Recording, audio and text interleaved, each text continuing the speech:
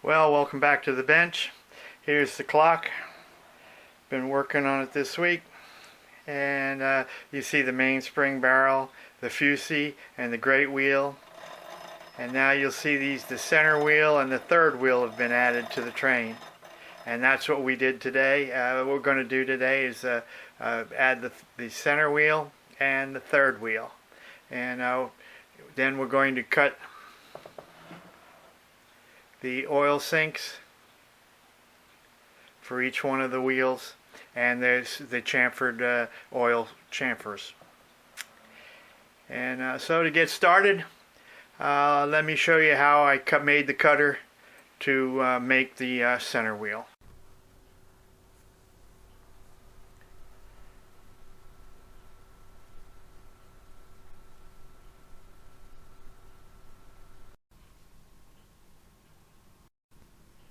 We're going to start by using Robert Porter's radius tool here to make our cutter. We'll use a piece of high-speed steel in there, and we're going to have to cut a radius on the end, and this tool allows you to cut a very specific radius. So let's go ahead down to the shop.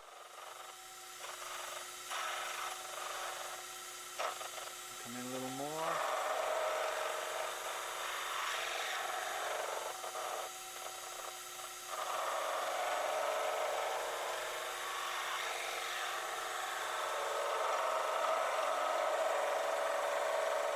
That's the edge that we ground. From there to there is the cutting edge.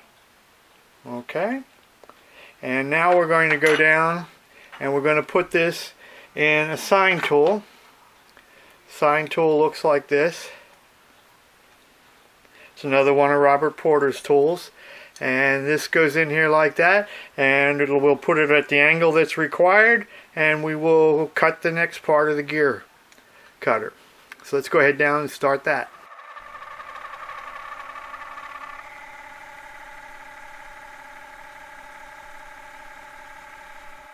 Okay, we just used the sine tool, and the sine tool gives you a cutter that looks like this.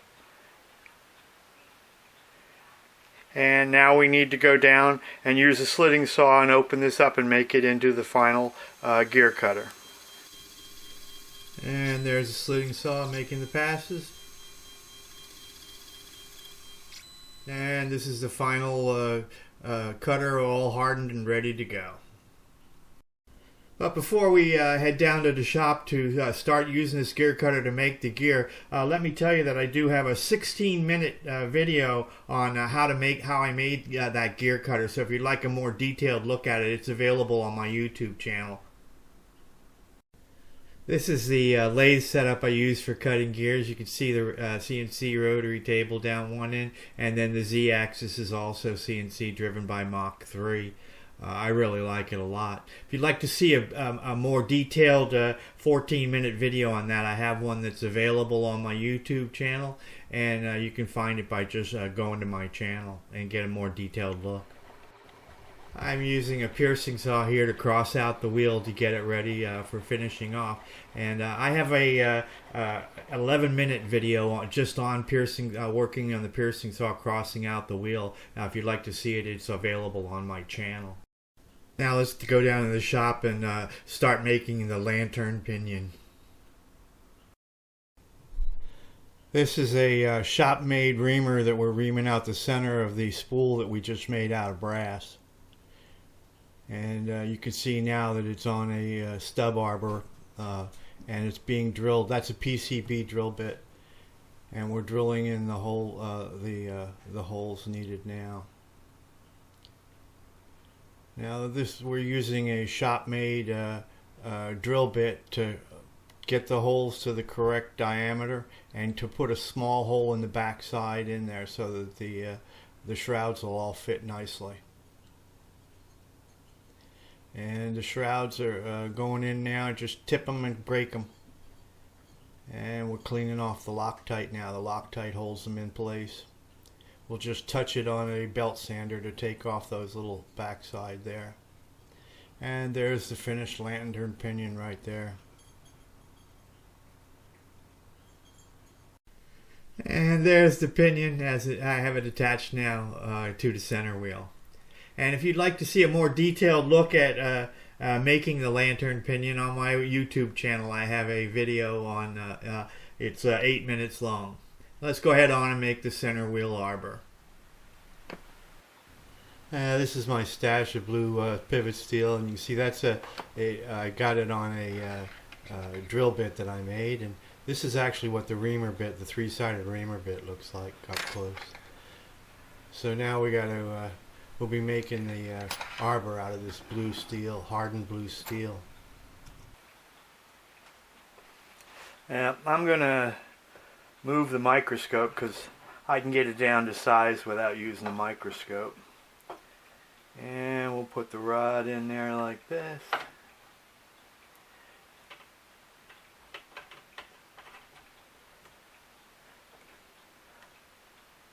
Okay, now this is hardened steel, so I'm going to be using cobalt and super cobalt bits. So before we get started, I want to take them downstairs and we're going to get them nice and sharp. So let's go ahead downstairs and get them sharp.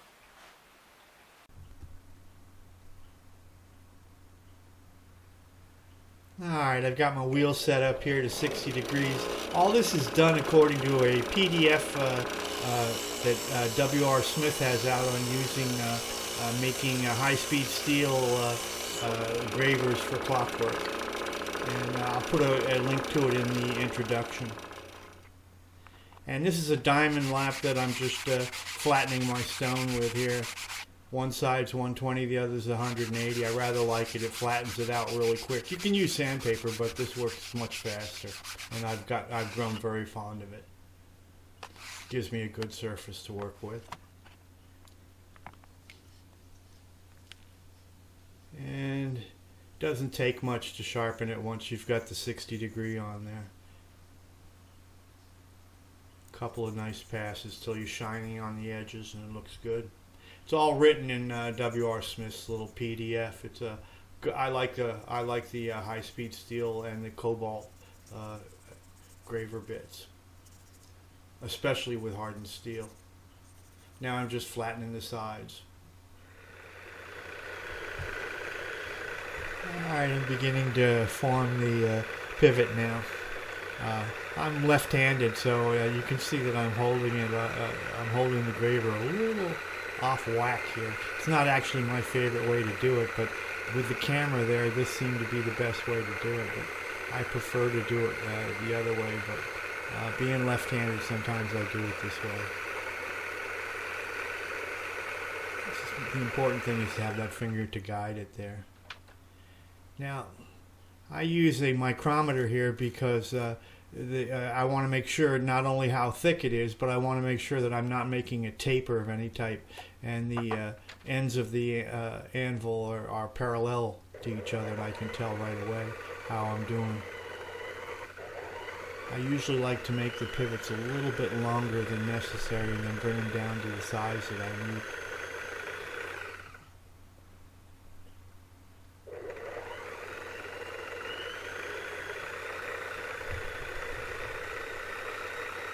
This is an old Mosley lathe. It's over 100 years old.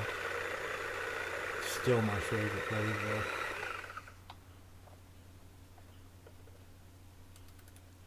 Another check here.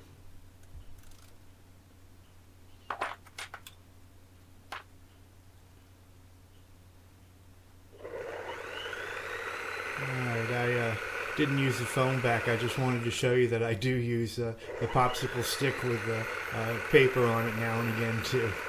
You don't have to have those foam back ones that I like so much.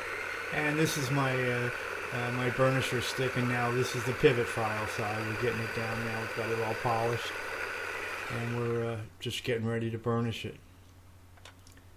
And flip it over, put a little oil on it, and there we go. We'll burnish the end of it there.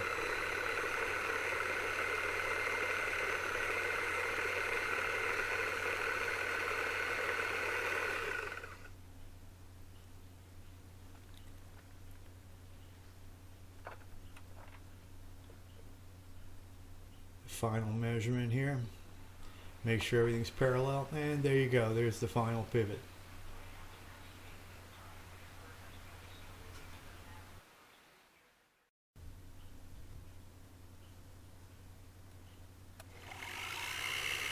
Alright, so now we're just going to center drill it at both ends. And then we're going to take this drill bit here and we'll kind of come in halfway from this side. And then we'll flip it over and come halfway in from the other side to get that hole trued up. It's a little undersized right now. We're going to run a reamer through it.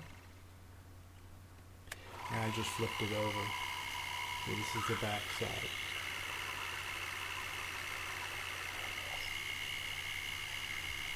There, now we're ready for the reamer. Yeah, this is how I make a reamer. I made this six-sided block to hold watchmaker's collet. And then I double tap, turn two, double tap, turn two, double tap, turn two, and I come up with usually a fairly balanced reamer. The sides are all the same length and everything. I'm making a three-sided reamer here. Now, of course, I reamed it out and forgot to turn the camera on. So now you're getting a look at the final polish ream. Just going through it right now. Use plenty of oil and go slow and peck drill. It takes a while to get through. That piece was about an inch long, I think, inch and a half. Probably took me 5-6 minutes to get through it the way I wanted to get through it. You want to make sure you don't heat it up too much.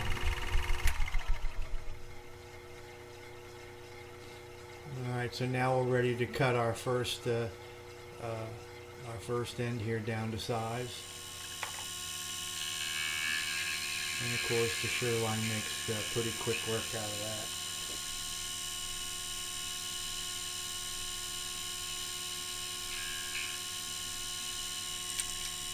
Alright.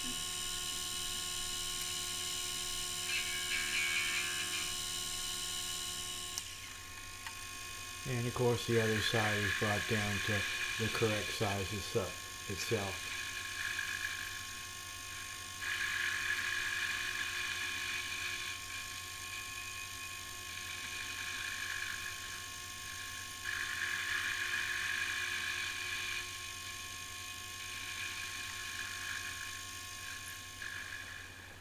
And here's a look at the final piece. That end there is going to be actually a pivot. So we're going to put it on this piece of blue steel that it's going to fit on. This is the arbor. And we'll bring it down to the end here, and we're going to have to turn it and burnish that pivot part. So we'll put it on a collet, a watchmaker's collet. And we'll go ahead over to the watchmaker's lathe and burnish that pivot end there. Just as before, I start off by polishing a little bit with these styrofoam back sandpaper pieces that I like. And then I have a double-leaded burnisher with a pivot file on one end. We'll use the pivot file.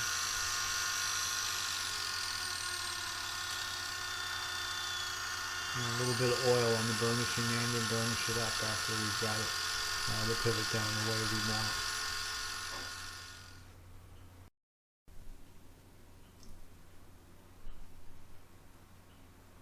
This is a depthing tool that I built some years ago. It's a John Wilding design, redesigned by W.R. Smith, and I built it according to W.R. Smith.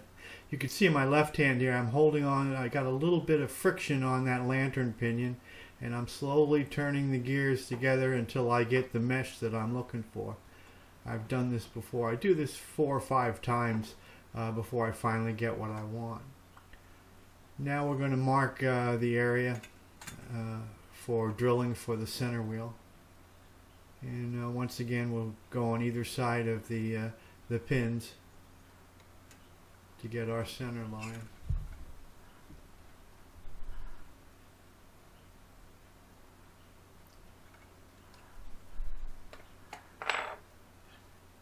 Now on the depthing tool you can see I remove one of the pins and put in a trumpet, and the trumpet allows me to go into the hole for the fusee and make my line. So there we go.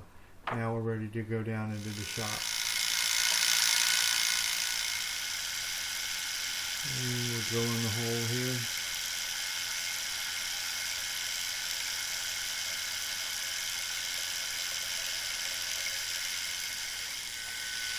Now this is just the front one that gets the bigger hole. Now, this is a 5-sided brooch that I'm opening the hole up, and I did a really terrible job of taking pictures of this. So I apologize for that, but I'm going to be opening the holes for the third wheel further on in the video, and I'll try very hard to get much better pictures than this. But you can see the brooch cuts in both directions. You have to make sure that it's parallel at all times. And it cuts fairly fast. My broaches are very sharp. So anyway. So there's the center wheel. Now there's the shake. You can see it's moving freely up and down. And it turns nicely. And you can hear it click as you turn it either side to side. Now I just put the fusee in there to run them together to see how the train's working. That fusee is very heavy. It's a solid brass. Yeah, but we've got good click on both of them. Good shake. There you go. So I'm happy with the way those two fit. So let's go ahead on and do the next one.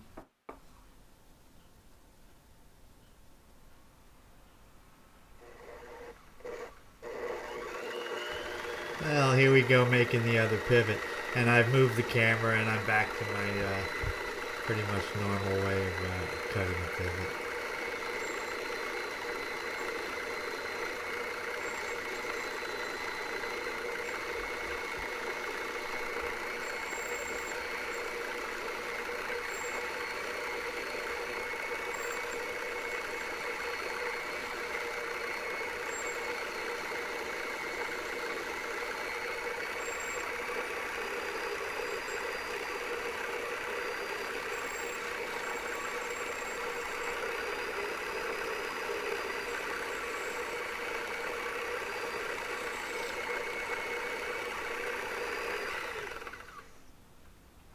Let's bring in the mic and get a look and make sure we're not cutting a taper and how far we've got into our sockets. A chamfer on the end.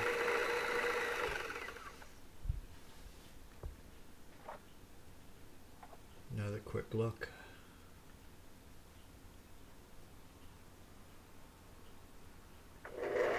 And now we're ready to polish it up with that foam back paper.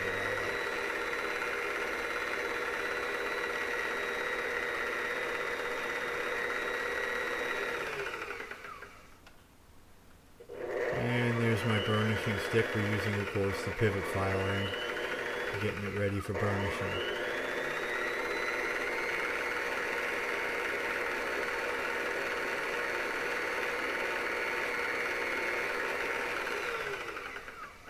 Now a little bit of oil on the burnishing end here.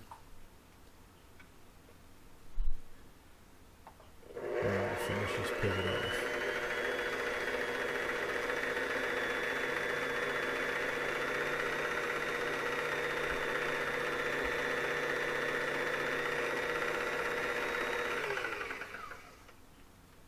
And there we are. There's our finished arbor.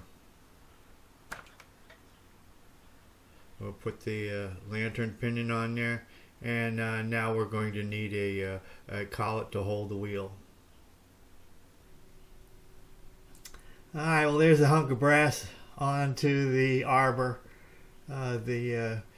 So we'll put it in here, and we're going to turn this into the collet. It's on a stub arbor. Use the old Sherline, turn it down. There we go. So now I've super glued the wheel on the arbor, on the collet, and now I'm just drilling 3 holes in it so that I can tap it. You can see I'm using a dividing plate to turn it. So take a torch, we'll break down the super glue that's holding this all together. There we go. And we take it over, and I use acetone and just clean everything up really well.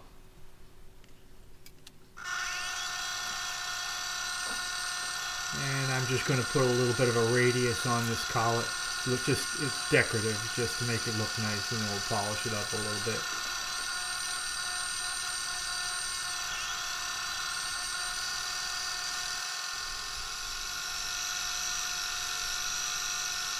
A little foam back paper, clean it up, give it a little bit of a shine. And my hockey puck here for tapping these holes. This 080 tap, you got to be careful, even in brass.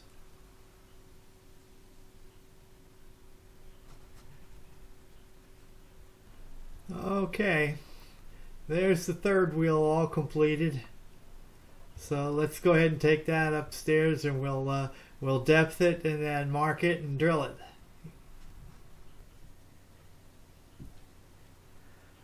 Alright, here we are with W.R. Smith's depthing tool, and we're trying to work it out now. There we go, a little, tighten it up a little closer. Do that several times. Now let's mark the plates. Once again, I'm going to be making 2 lines, one on either side of the pins.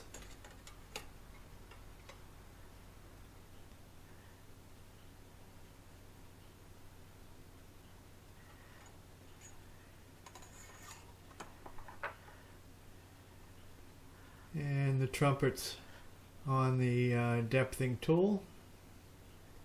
Put that in the hole and mark our little depth. Alright, now we're ready to go down into the shop. Drill the holes here.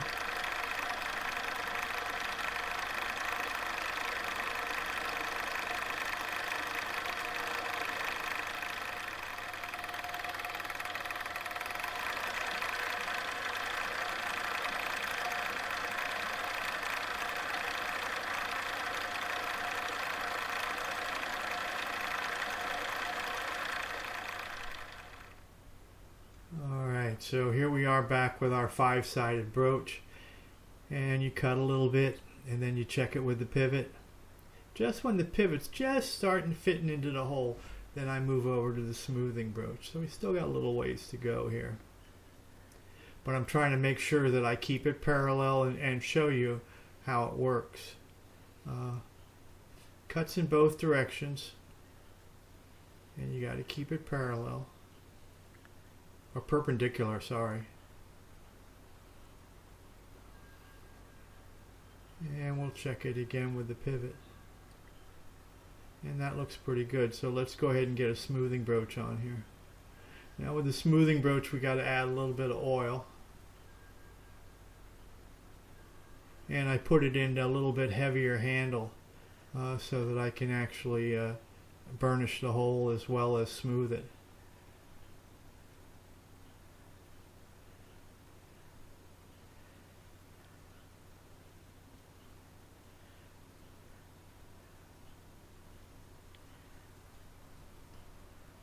Takes a little bit to finish it with these smoothing brooches, but you get a really highly polished hole, which is what you're looking for.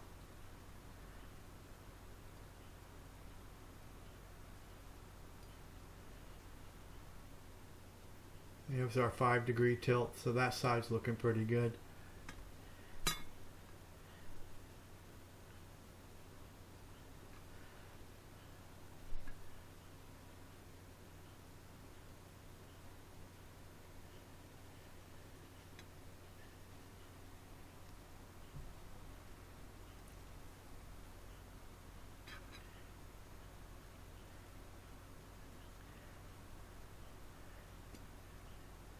And once again, there's our 5-degree tilt. So let's go ahead upstairs and put it between the plates. So there you are, you can hear that you got the shake in there. It's moving nicely up and down on its own weight. You turn it upside down, up there you go, you hear the shake. And that's looking pretty good. Let's put the center wheel in there and see how it runs with the center wheel. And there we go. Right. They seem to run together, and they still got their tilt. Everything seems to be working pretty good.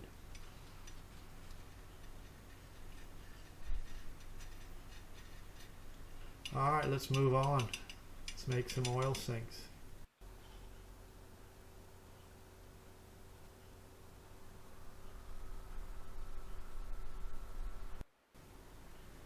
Yeah, this is my collection of oil sink cutters.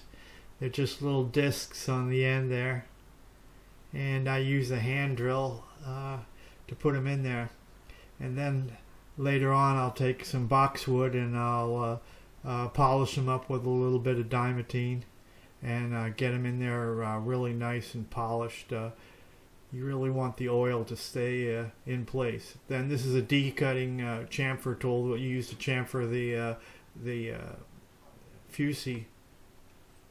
There's one right now. That's the smaller one for the third wheel. So this is just a regular old chamfer bit in there right now. We're chamfering the main barrel. Just want a light chamfer because if the oil, you put oil on that arbor and it rolls and it comes down the side of the clock, it's going to wick all the oil out of that area and it's not going to get you what you want.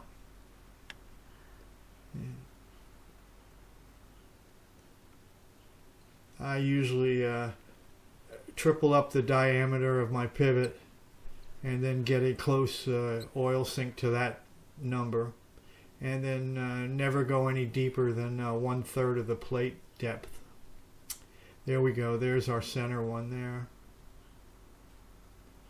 And there's the chamfer. That's around the fusee right there. You see it? That way if you put a little oil in there, it won't roll down the front of the clock and pull all the oil out of place. And there's another one right there around the mainspring barrel. Alright. Well, you can see we've installed the center wheel and the third wheel, and the oil sinks are all in place and all working. On our next video we'll be installing the escape wheel arbor, and to do that we'll be using this small bearing. We'll be planting the small bearing, and this larger bearing will be doing 2 of those for the pallet arbor. And then the escape wheels will actually fit on the clock about like that. They're right out front because they were one of the prominent things that make the clock interesting.